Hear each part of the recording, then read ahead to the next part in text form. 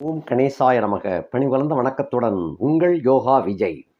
நினைத்த போது எங்கும் வர வேணும் முருகா முருகா முருகா முருகா. நினைத்த போது எங்கும் வர வேணும், நினைத்ததல்லால் நீயாக வேண்டும், நினைத்ததல்லால் நீயாக வேண்டும், நினைக்காத நேரமில்லை முருகா, நினைக்காத நேரமில்லை முருகா. நினைந்து நினைந்து உருகி பாடினேன், நினைக்காத நேரமில்லை முருகா.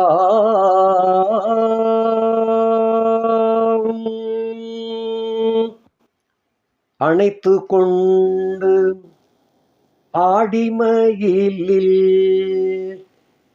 அணைத்து கொண்டு ஆடிமயிலில் ஏறி வரும் வடிவேலா, அணைத்து கொண்டு ஆடிமயிலில் ஏறி வரும் வடிவேலா, நினைத்து கொண்டு என்னை ஏற்றி வைப்பாய் முருகா முருகா முருகா முருகா. நினைத்து கொண்டு என்னை ஏற்றி வைப்பாய் முருகா, உருகி பாடிட நீ எனக்கருள் புரிவாய், உருகி பாடிட நீ எனக்கருள் புரிவாய், நினைக்காத நேரமில்லை முருகா, நினைக்காத நேரமில்லை முருகா. நினைந்து நினைந்து உருகி பாடினேன், நினைக்காத நேரமில்லை முருகா.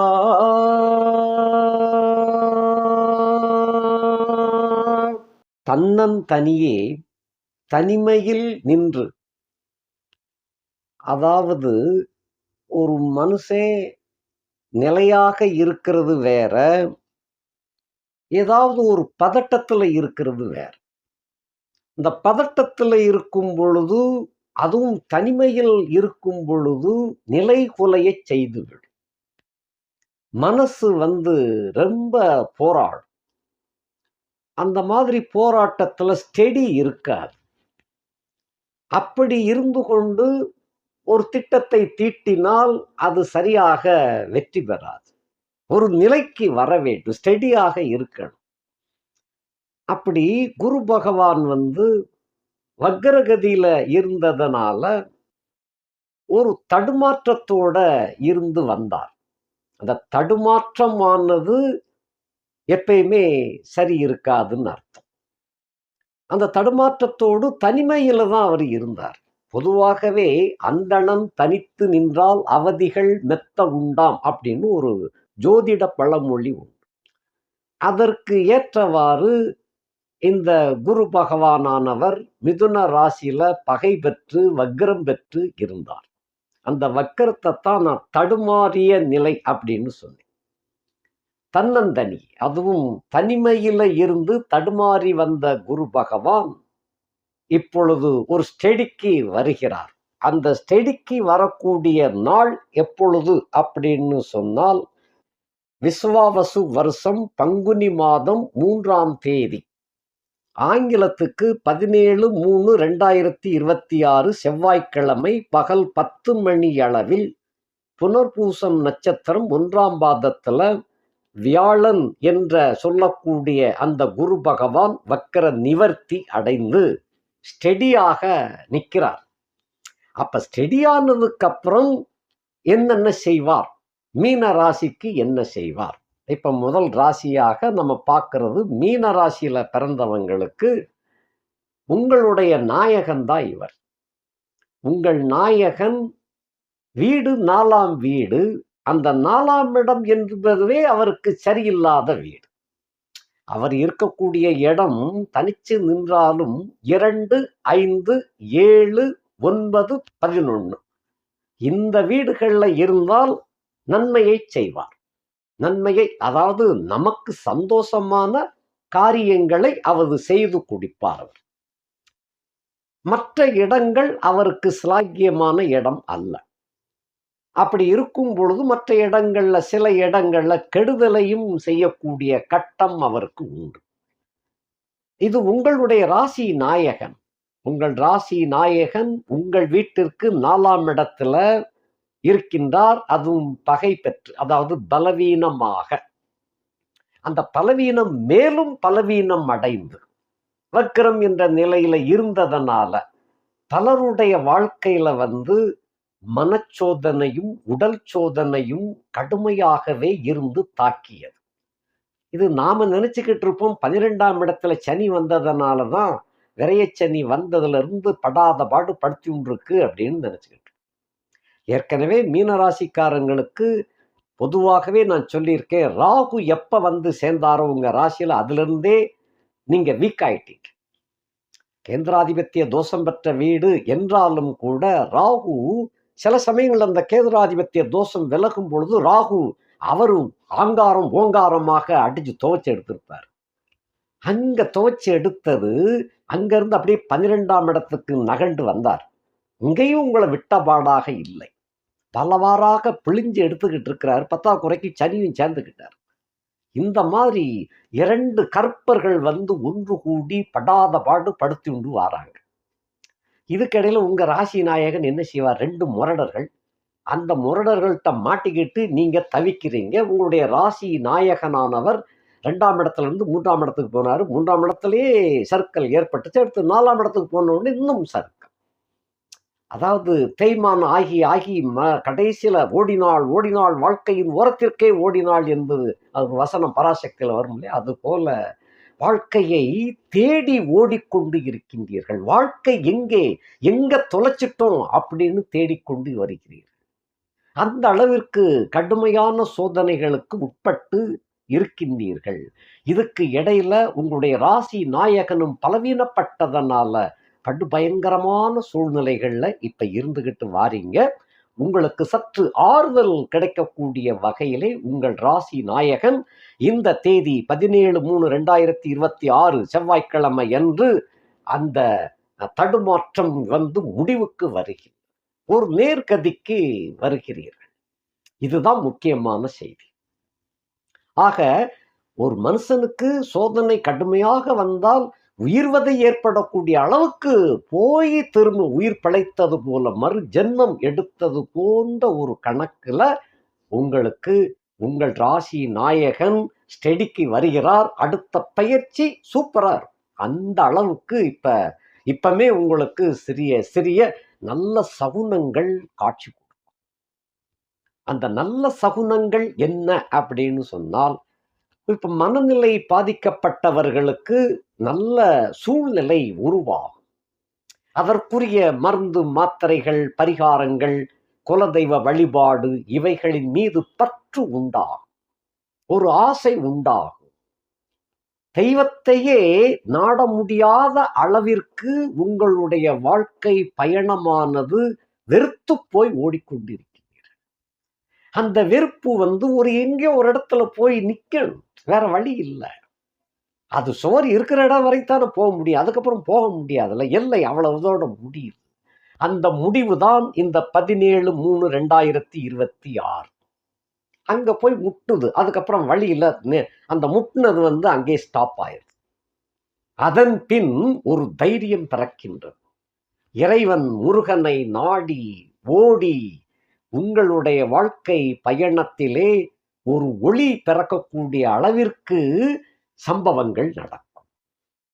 அதற்கு தகுந்தவாறு சில பேர் உங்களுக்கு சம்பந்தப்படுவார்கள்.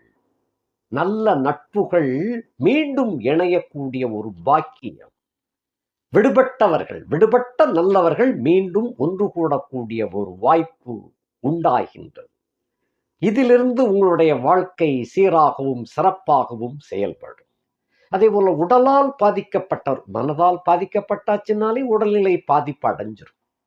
ரெண்டும் ஒண்ணுதான். இது வந்தால் அது பின்னாலே வந்துடும். அந்த மாதிரி சில பேருக்கு வாழ்க்கையில கடன் வாங்காம சமாளிச்சு போகணும்னு நினைச்சுக்கிட்டு இருப்பாங்க. கடன் வாங்கித்தான் ஆகணும்னு வரும்பொழுது கடன் வாங்கின உடனே சத்துரு உருவாயிருவாங்க. கடன் வாங்கினால் சத்துரு ஆட்டோமேட்டிக்கா பின்னாலே வந்துடும். அதான் கணக்கு. ஏற்கனவே உங்களுக்கு 6ஆம் இடத்துல கேது என்ற கிரகம் இருக்குது. நிழலான கிரகம், மறைமுகமான கிரகம் இருக்குது. ஆக இந்த 6ஆம் இடத்து கேது எப்பயுமே உங்களுக்கு சப்போர்ட்டா தான் இருப்பார். அது எந்த ராசியானாலும் 6ஆம் இடத்துல ராகு, கேது, சனி வந்துட்டாங்கன்னா எப்பயுமே சப்போர்ட்ல தான் இருப்பாங்க. உங்களை எந்த அளவிற்கு கடன் வாங்கினாலும் அதிலிருந்து மீண்டு வரக்கூடிய ஒரு தன்மையை அவர் கொடுப்பார். அந்த அளவுக்கு இருக்குது. அந்த வீட்டுக்கு 11ஆம் இடத்துல தான் இந்த குரு வக்கரம் ஆகியிருந்தார். உங்களுக்கு 4ஆம் வீடு, கேது இருந்த வீட்டுக்கு 11ஆம் வீடு என்ற காரணத்தினால அவருக்கும் ஒரு பின்னடைவாக இருந்து வந்துச்சு. இந்த வக்கரம் ஆனதுனால, வக்கரம் முடிந்து விட்ட காரணத்தினால கடன், சத்துரு, நோய் விலகக்கூடிய ஒரு கட்டம் வந்து விட்டது.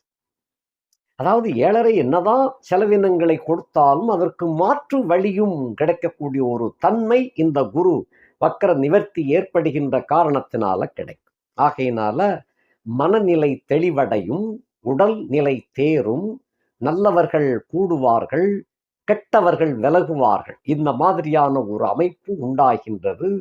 ஏற்கனவே நொந்து போயிருக்கின்ற உங்களுக்கு வாழ்க்கையில் ஒரு விடுதல் தன்மை ஏற்படக்கூடிய கட்டம் அமைகின்றது.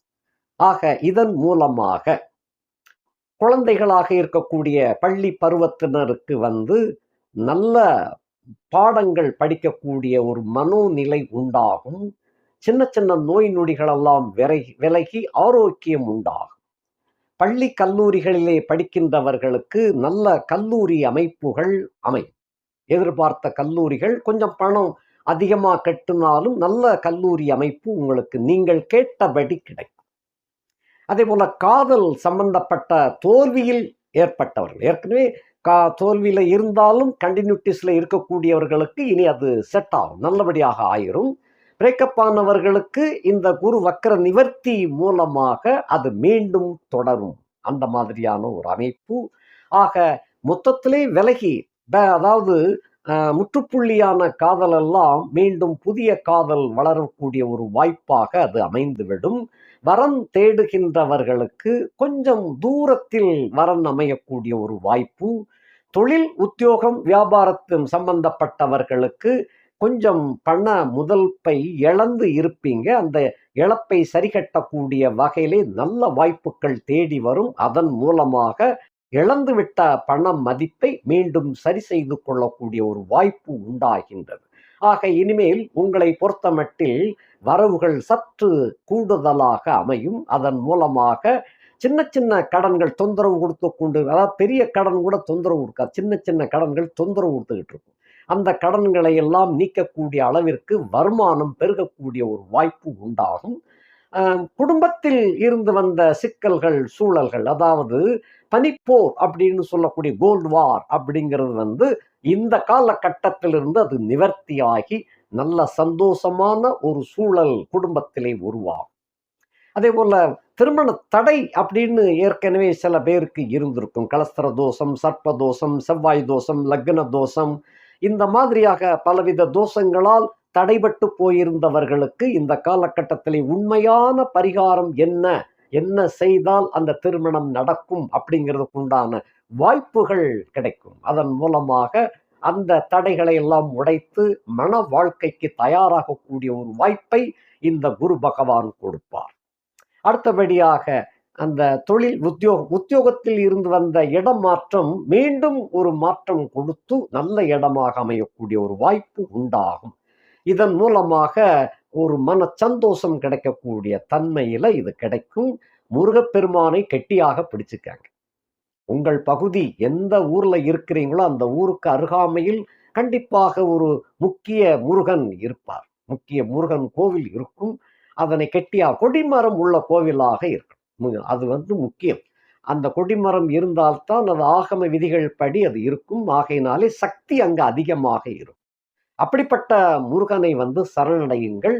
அந்த முருகன் மீது அந்த பற்று கொண்டு கெட்டியாக பிடித்து கொண்டீர்களேயானால் உங்களை என்றென்றும் கைவிடாமல் காப்பாற்றுவான் முருகப்பெருமான்.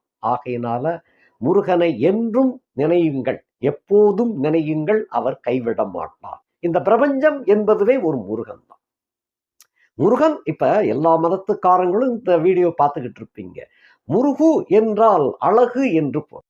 ஆதி காலத்துல முருகு அப்படின்னு அந்த தமிழ் பேரை வச்சாங்க. முருகு என்றால் அழகு, யவ்வனம் அப்படின்னு அர்த்தம், இளமைன்னு அர்த்தம். அந்த காணும் இடங்கள், அதாவது இயற்கை காட்சிகள், மலை மீது தோன்றிய ஒரு ஒரிஜினல், அதாவது இயற்கையான தன்மைகளை முருகு என்று அழைத்தார்கள். அதெல்லாம் அழகு எப்படின்னு அர்த்தம். அதற்கு ஒரு விகுதி கொடுக்கப்பட்டது, முருகன் என்று விகுதி கொடுக்கப்பட்டதனாலே அவர் முருகன் என்று மருவினார். ஆக இதெல்லாம் இயற்கை பிரபஞ்சத்தின் தன்மையைத்தான் அப்படி ஆதி காலத்திலே சொன்னாங்க. ஆக எல்லா மதத்தினர்களும் கொண்டாடக்கூடிய ஒரு இறைவன் யார் அப்படின்னு சொன்னா இயற்கை பிரபஞ்சம், அதுதான் முருகன். அதாவது சுக்குக்கு மிஞ்சின மருந்தும் இல்லை, சுப்பிரமணியருக்கு மிஞ்சின கடவுளும் இல்லைன்னு அந்த காலத்துல பழமொழி சொல்லுவா. அதுபோல இயற்கையை தன்மையைத்தான், பிரபஞ்சத்தின் தன்மையைத்தான் அது அழகுபட சித்தரிக்கப்பட்டு முருகு என்பது முருகனாக மருவியது. அந்த முருகனை கெட்டியாக பற்றி கொண்டு, அதாவது பிரபஞ்சத்தை கெட்டியாக நம்பினீர்களே ஆனால் உங்களை கைவிடாமல் பார்த்து கொள்வார். இதுதான் அந்த தன்மை, அதனுடைய அர்த்தம். ஆகையினாலே உங்கள் துயரங்களை எல்லாம் முருகன் காலடியிலே சமர்ப்பிக்குங்கள்.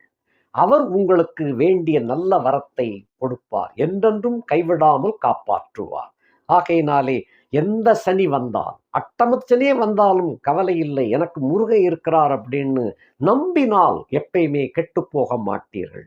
தயவு செய்து கண்டிப்பாக முருகன் மீது பற்று கொண்டு அவரோடு இணைந்திருங்கள், எப்போதும் இணைந்திருங்கள். உங்கள் வாழ்க்கை சுவையாகும், யோகமாகும். நன்றி, வணக்கம்.